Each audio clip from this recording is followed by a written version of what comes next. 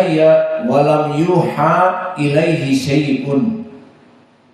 Maka betapa besar dosa-dosa bagi mereka orang-orang yang qala uhiya ilayya wa lam yuha ilaihi syai'un, di mana dia mengatakan telah diwahyukan kepadaku wa lam yuha ilaihi syai'un, padahal tidak diberikan wahyu bagi dia sesuatu pun.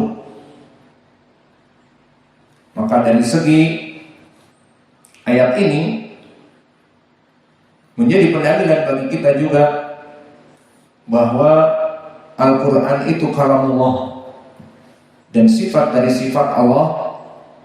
Maka di sini disebutkan Al-Quran itu dengan syai'. Maka sangat besar dosa-dosa bagi mereka yang mengatakan uhiya ilayya, diturunkan wahyu untukku, walam yuha ilaihi syai'un, dan tidak diturunkan wahyu, pada hakikatnya syai'un. Maka syai'un di sini yang diinginkan Al-Quran kalamullah disebutkan dengan syai'. Al-Quran kalamullah disebutkan dengan syai'. Maka ini wajah pendalilan dan wajah tarjimah dari kitab Sahih Al-Bukhari yang ada di depan kita, bahwa Imam Al-Bukhari beristinbat dengan hadis ini bahwa Al-Quran sifat dari kalamullah dan dia kalamullah, maka disifati dengan ucapan syai'. Disebutkan Nabi Al-Quran itu dengan ucapan syai'. Dan syai' tadi kita sebutkan bukan dari nama Allah, seperti berkata Imam Ibn Taimiyah bahwa seluruh yang namanya sifat Allah dan nama Allah bisa kita berdoa, terutama dengan nama-nama Allah berdoa. Namun ada yang dinisbatkan kepada Allah seperti syai', yang mana kita tidak bisa berdoa dengan syai'. Maka ya syai', berikanlah aku ilmu, tidak, tetapi ya alimun, ya alim, urzuqni ilman, itu boleh berdoa dengan nama alim, karena alim dari nama Allah. Adapun syai' sesuatu bukan dari nama Allah, meskipun di sini dia bisa dimutlakkan untuk Allah, seperti di Al-Quran di awal pendalilan, dan juga sifat wajah kullu syai'in halikun illa wajhahu, dan ucapan Allah kul ayu syai'in akbaru syahadatan kulillahu syahid. Dan di dalam ayat juga yang kita bahas terakhir, uhiya ilayya wa lam yuha ilaihi syai'un, maka Al-Quran dinamakan syai'. Dan ini wajah pendalilan kita, dan Al-Quran adalah sifat min sifatillahi jalla wa'ala. Selesai dari permasalahan matan dan hadis ini, barakallahu fikum, penyempurna dari matan.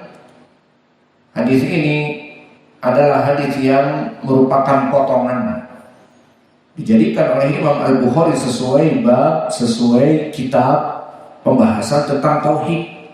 Diambillah potongan ini, yang asalnya hadis ini panjang. Di bab apa? Di babun nikah, kitabun nikah. Maka kisah dari hadis ini panjang, tentang perempuan yang menghibahkan dirinya kepada Nabi. Wahai Nabi, nikahi aku. Fataqta Rasulullah sallallahu alaihi wasallam min fawq ra'siha ila taht. Maka Nabi melihat dari atas ke bawah. Qadarullah, Nabi tidak menerimanya. Maka di saat Nabi tidak menerima, maksudnya Nabi tidak mau menikahinya, maka ada seorang sahabi yang memang butuh kepada istri. Dan pada saat itu keadaan kehidupan perekonomian masih sangat sulit, maka orang ingin menikah sulit, terutama untuk mahar. Dan Al-Arab dari semenjak dulu maharnya itu mahal. Berbeda dengan Indonesia, Indonesia menikah dengan seperangkat alat sholat, sangat mudah. Namun Al-Arab memang adat mereka mahal. Maka ada pepatah mengatakan Abul Banat Marzuq, anak dari putri-putri, maksudnya seorang Arab mempunyai putri banyak, marzuq, dia diberkahi, diberikan rezeki dari anak-anaknya, dijual anaknya sedemikian demikian, maka marzuq.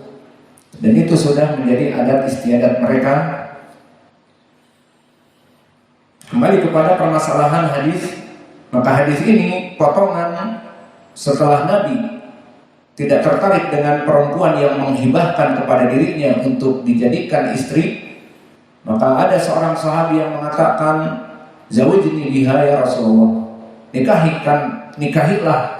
Nikahkanlah aku dengan dia wahai Rasulullah.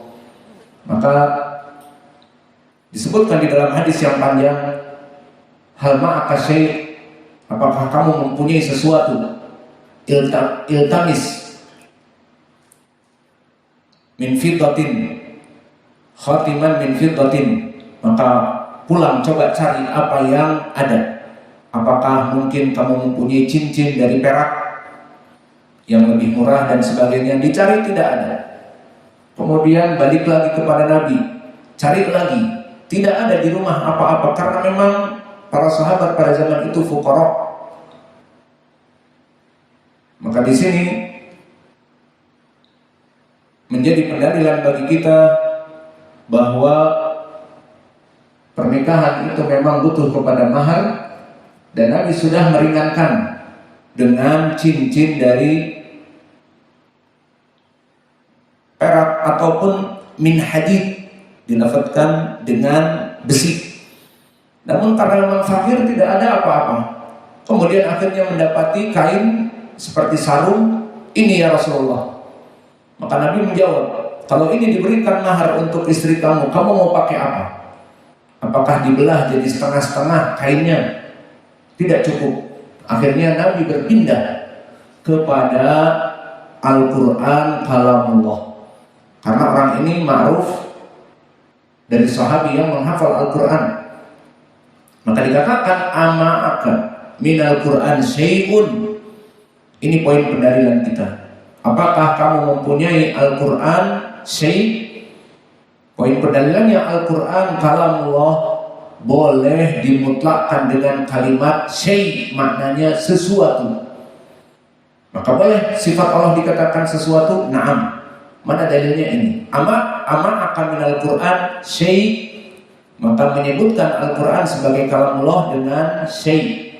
Dan bahkan di dalam ayat Al-Quran di Al-An'am yang kami sebutkan tadi, "Uhiya ilayya walam yuha ilaihi syai'." Mana syai'? Al-Quran kalamullah.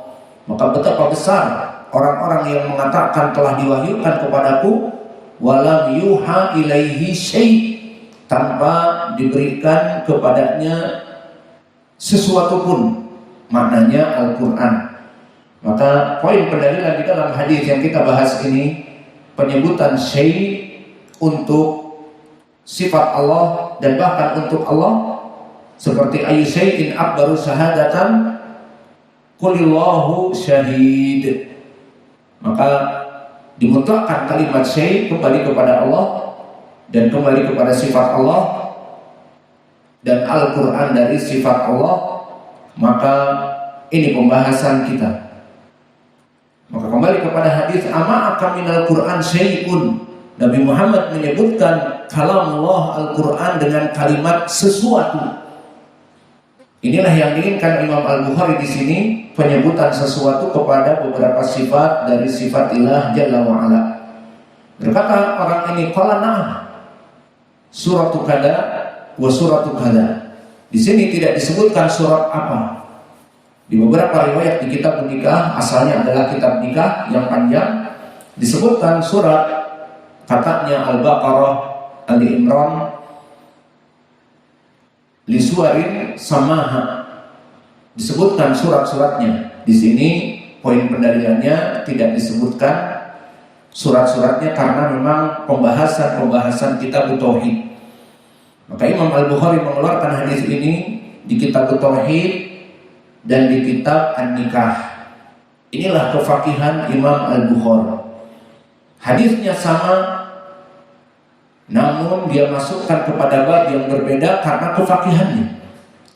Telah lewat di pernikahan, bab pernikahan yang berhubungan dengan mahar, bahwa orang ini diminta maharnya, tidak mempunyai apa-apa kecuali amma akan minal Quran syai', apakah kamu mempunyai Al-Quran sesuatu, disifati Al-Quran kalamullah dengan sesuatu. Itu poin pendalilan yang dijadikan oleh Imam Al-Bukhari di kitab Tauhid, pembahasan asma wa sifat. Dan di kitab nikah membahas tentang mahar, tentang bolehnya seseorang menikah dengan ilmu yang ada. Maka di zaman sekarang ada yang menikah tidak mau mahar kecuali ilmu. Maka dulu kami di Yaman ada seorang Indonesia yang nikah dengan orang Amerika dari Pennsylvania. Kemudian muhajirah ini meminta di depan qadhi, apa maharnya, berapa dolar? Tidak, minta aku diajari kitab Al-Usul Ats-Tsalatsah dan dituliskan. Maka perempuan ini akhirnya dinikahkan bima ma'aka minal ilm, disebutkan kitab Tauhid, kitab Usul Ats-Tsalatsah, kitab demikian. Tidak si laki-laki ini membayar $1 pun. Nah, siapa yang mau? Dan itu terjadi di Daman. Perempuan ini dari Pennsylvania, yang sekarang kotanya namanya Philadelphia, dan orang yang menikahinya di depan antum sekarang. Maka kita dulu menikah tidak dengan uang, dengan ilmu. Maka seperti inilah keadaan dari zaman dahulu sampai zaman sekarang, bahwa boleh menikah dengan ilmu yang dipunyai, maharnya mengajari saya kitab demikian dan demikian, mengajari saya bahasa Arab, mengajari saya Al-Quran, seperti sahabi ini. Qala na'am, suratu kada wa suratu kada disuarin samaha. Maka di riwayat kitab nikah, laqad angkahtuka bima ma'aka minal Qur'an. Maka aku telah menikahkan kamu dengan saudari ini karena Nabi yang menjadi akidnya, yang mengakad nikah mereka. Aku halalkan perempuan ini kepadamu dengan Al-Quran yang ada pada kami. Maka boleh menikahi perempuan dengan Al-Quran. Namun di zaman sekarang Al-Quran diberikan terutama di Indonesia dan alat-alat sholat, alhamdulillah, meskipun tidak hafal, yang penting diberikan Al-Qurannya dan alat-alat sholat. Maka nikmat di Indonesia mahar murah. Kalau di negeri Arab mahal. Kembali kepada matan. Qala Imam, kembali kepada sanad sekarang, selesai dari matan. Qala Imam Al-Bukhari rahimahullahu taala, haddatsana Abdullah bin Yusuf. Abdullah bin Yusuf barakallahu fikum, dia At-Tinnisi. Dan At-Tinnisi berasal dari Ad-Dimashq. Asalnya dari Dimashq. Di mana Dimashq sekarang? Di Suriah. Maka Abdullah bin Yusuf dari segi tabaqah, dari segi dia hidup di zaman siapa, maka dia di tabaqah al-ashirah. Dan tabaqah al-ashirah adalah kebanyakan tabaqah dari gurunya Imam Al-Bukhari. Dan tabaqah al-ashirah kebanyakan mereka meriwayatkan dari ru'us itba'ut tabi'in, kepala dari itba'ut tabi'in. Seperti siapa kepala itba'ut tabi'in? Imam Malik. Dan di sini dia meriwayatkan dari Imam Malik. Dan juga Syu'bah ibn al-Hajjaj. Dan juga Laits ibn Sa'ad. Dan juga Sufyan Ats-Tsauri. Semuanya di tabaqah yang ketujuh dari kepala itba'ut tabi'in. Maka tabaqah yang ke-10 Abdullah bin Yusuf At-Tinnisi, dia adalah murid-murid dari para itba'ut tabi'in. Maka di sini dia nanti meriwayatkan kepada Imam Malik, karena memang Tabaqah yang ke-10 itu kebanyakan meriwayatkan dari mereka orang-orang yang di Tabaqah ke-7.